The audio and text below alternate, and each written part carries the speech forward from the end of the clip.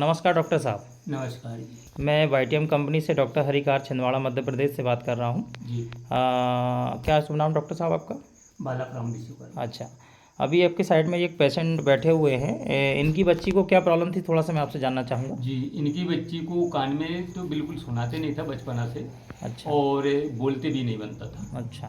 तो भैया खुद बताएंगे वो। भैया शुभ नाम बताओ आपका।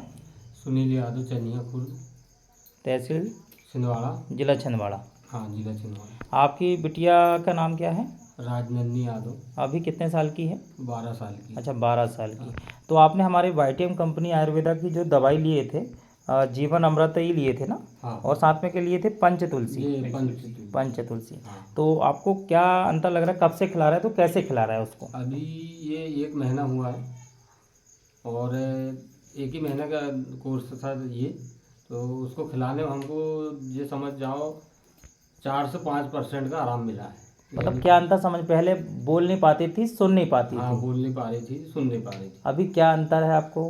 अभी तो बहुत अंतर है। मम्मी पापा बहू चाचा चाची ये सब खुद बोल लेती हूँ। आप संतुष्ट है दवाई लेने से? हाँ, संतुष्ट। लगातार इस दवाई को 4 से 5 महीने लीजिए, हाँ। है ना, और हाँ। ठीक हो जाएगी।